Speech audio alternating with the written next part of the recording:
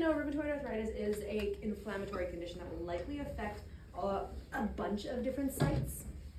But for the purposes of the program, we tend to focus primarily on the symptoms around the hands. For osteoarthritis, it depends on the joint. So odds are for OP situations, you're probably going to get osteoarthritis of the hip, if anything. That's just my guess. So first things first, we're not just gonna go right into our joint mobilization. We're gonna do a little bit of general treatment. So for both the hands and the hip, are we gonna spend a whole lot of time working face down and prone? No. Thank you. I do encourage feedback, y'all. I do encourage interactions. And there goes my microphone. Oh, it's because I clipped it, that's why. Sorry, thank you. You don't need to put my sweater in your fur. All right, sorry Ryan, I just had to adjust my microphone. I'm gonna wash my hands again, okay? Sure.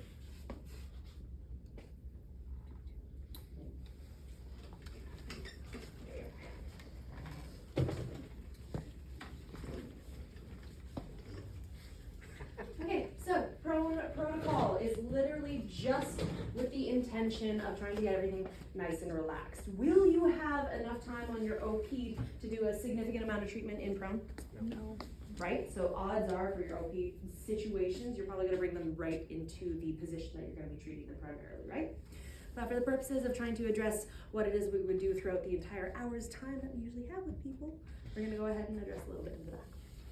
So as always, I usually do just a little bit of just a general sort of compressions, palpation, just to see how the tissue's feeling. And Ryan is feeling especially tight in his low back, which would make sense with his hip osteoarthritis, right? So we're gonna go ahead and address some of that. Ryan, take a nice big breath in. And out.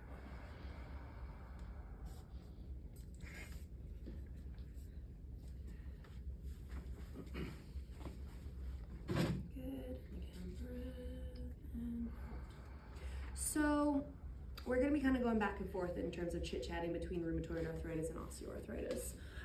For osteoarthritis of the hip, what tissues do you suspect to find a bunch of restriction in? What areas do you suspect?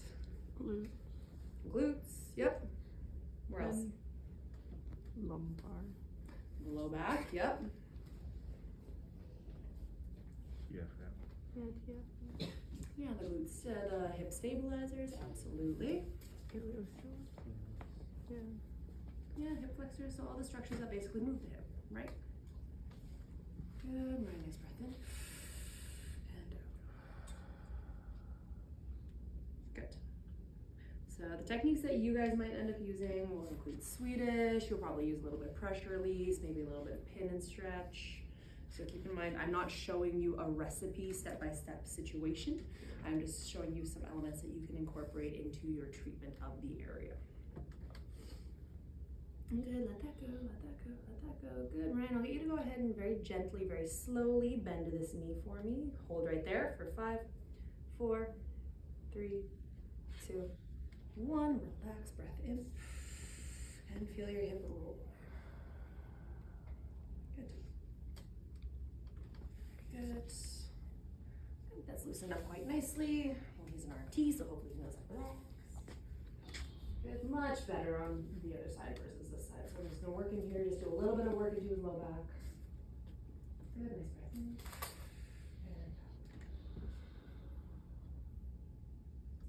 And so in the case of osteoarthritis, you don't have to necessarily be as gentle with your patient. A few reasons. One is it's not a full systemic condition, which means that general tightness in other areas of the body should not be provoked by being a little bit more aggressive with treatment. Right? Nice breath in and out. Versus rheumatoid arthritis, I'm probably not going to load in very significantly anywhere because it's an inflammatory, systemic inflammatory condition. Good, let that go. Very good. And nice big breath in. And good. Okay, soften it under your hip. There you go, nice and gently. I'll get you to go ahead and bend your knee on this side. Hold right there for 5, 4, 3, 2, 1. Let go, breath in. And let it go, let it go. Perfect, good job. Okay, so literally just enough to get a little bit of looseness happening in the area that we're going to be targeting. If this was the situation of rheumatoid arthritis, primarily area of complaint is happening in the hands, not occurring flare-up, I would probably be focusing a little bit more in the upper portion, upper back, neck, and shoulders, getting the shoulders to let go, all that good stuff, et cetera, et cetera. But because there's more specified treatment for osteoarthritis, that's why I'm doing the actual treatment for the lower whole portion. But if this was rheumatoid arthritis, we're focusing the hands, we'd be focusing on that upper half. Make sense? Cool. Okay, so I'm not gonna spend forever doing that warm-up aspect of things. We got the area that we're addressing a little bit more warmed up.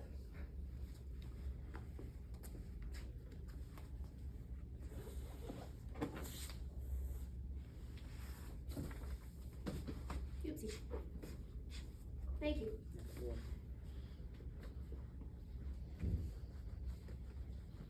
Okay, so, right. OP situations, do we leave the pillows in? No, take the pillows out. So for the purposes of making sure you guys are being demonstrated proper etiquette, go ahead and take the pillows.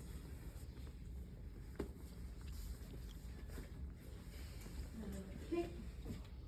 Now we're going to go ahead and anchor everything downwards. We're going to lift both linens and wrap them over on each other just to make it nice and secure.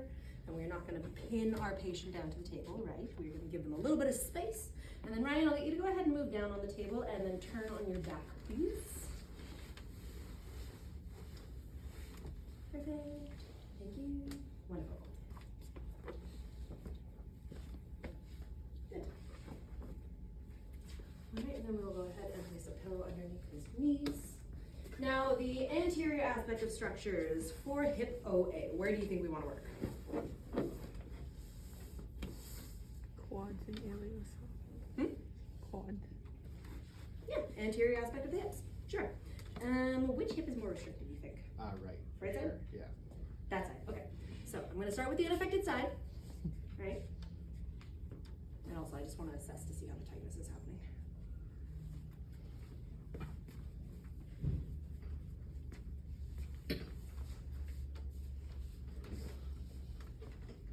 Yeah, definitely tight. I feel like your IT down on the other side is tighter. Yep, so we're gonna work into the outer aspect of the leg. So even though I'm applying pressure near that hip joint, I'm not gonna try and compress that hip joint. Okay, I'm literally just loading into the attachments of the quads. Okay, Ryan, I'm gonna get you to very nice and gently extend this knee for me, please. Stop right there for 5, 4, 3, 2, 1. Let go, breath in. And out. Good, let it go, let it go, let it go. Good. And again, go ahead and straighten your knee and hold for 5, 4, 3, 2, 1. Go breath in. And out. Good. Okay, so once we've gotten things to a point where there's actually a little bit of looseness happening. Is that you? It's amazing. Yeah, Quinn? Quinn. Sorry. That's okay. I did not someone to call your iPad. That's funny. All right, now, one of the things that we mentioned about OA is we wanted to go ahead and decrease rigidity and tightness in the muscular structures. We want to deal with fascial restriction, and we want to try and increase space in that joint. Hip is going to be a little bit interesting for y'all because of where you're going to have to hold on to in order to do the distraction. Okay, so Ryan, in order to create space in the joint, I would like to do what's called a distraction of your hip, which will require me to just do a little tug down the length of your leg to help encourage space in that hip joint. Now for this, I do need to uncover your leg so that I do have access to the sort of mid-thigh area. It can be a little bit uncomfortable because I am going to be pulling on your leg and I will be directly on the skin of your mid-thigh area. So if you feel uncomfortable with anything, please let me know and I'll modify accordingly. Do you have any questions about what we're going to be doing? Awesome. Do I have your permission to do the technique? Yes. Wonderful. Do I have your permission to uncover your leg as well? Yes. Thank you.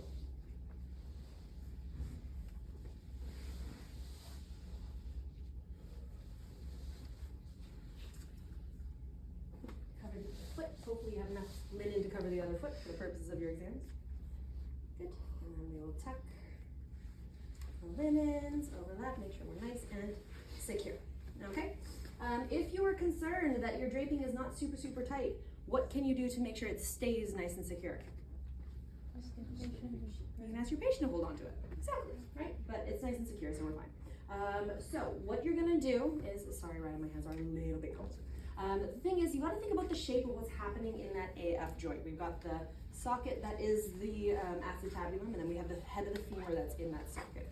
So if I were to just grab onto his leg and pull inferiorly, guess what?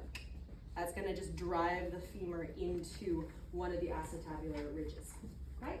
So what we're actually gonna wanna do, instead of coming straight down this way, we also don't wanna come straight out to the side.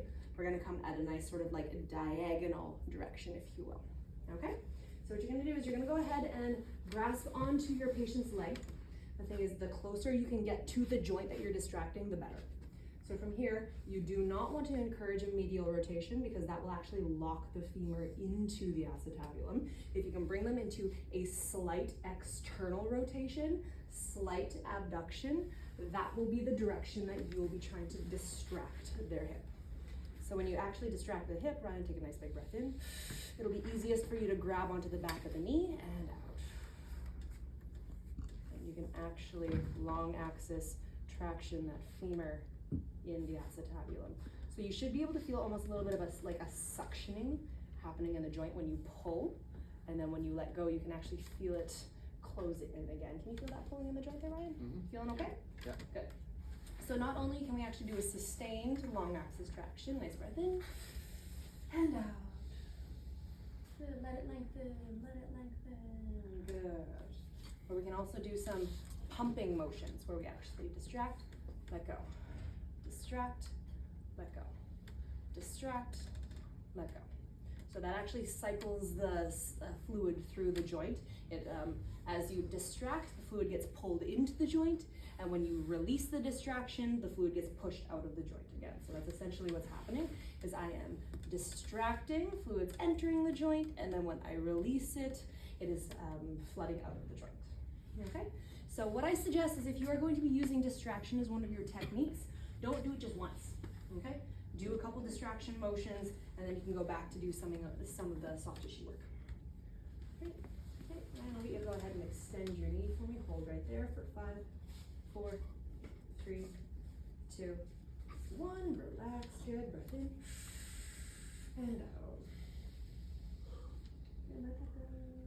Very good, well done. All right, and then back to some long axis distraction. Again, slight external rotation, slight abduction, and you'll get that nice traction into the joint there. Good. Once I have done some distraction, what can I do to help encourage maintaining that range of motion?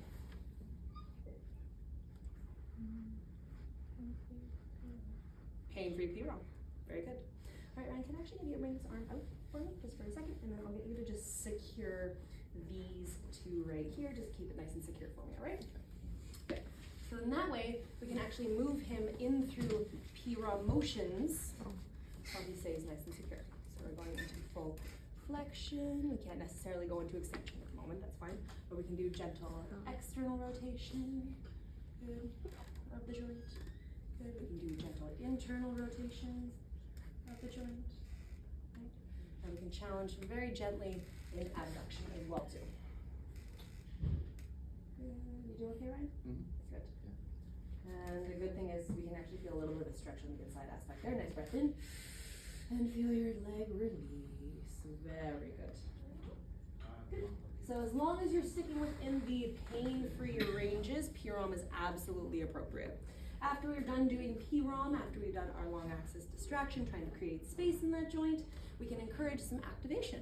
So if we would like to strengthen around the joint of the hip, what are some motions that we can encourage?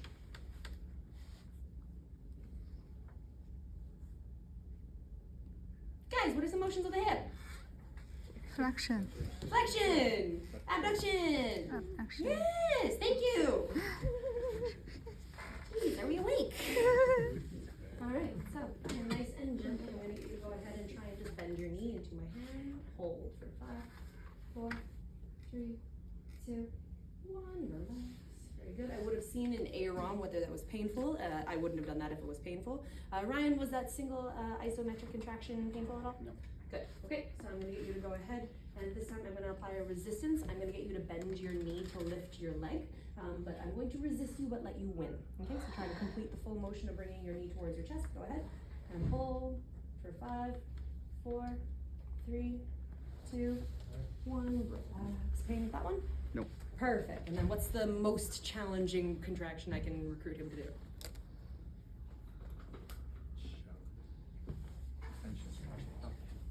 Eccentric. Type of contraction, my friends. Good. Okay, Ryan, I'm going to pull you out of this position. Please let me win, but resist my motion, okay? Ready? And 5, 4, 3, 2, 1. Relax. Pain or discomfort with that one? No. Good. So before you move on to each progressive challenging level, you want to check in with your patient to see if the level you just did was painful at all. Because if we did concentric and he's like, ow, pain, would I move on to eccentric? No. Correct. All right. Perfect. We're going to go ahead and recover your leg here, Ryan. So any questions about that? OA is actually pretty easy. You work the compensating structures around the joint that is affected. You try and increase space in the joint, encourage pain-free PROM, and then strengthen the muscles supporting the joint. Nice and simple, right? Perfectly easy. You can get quiz on it now, right? I don't know, nobody's answering. All right,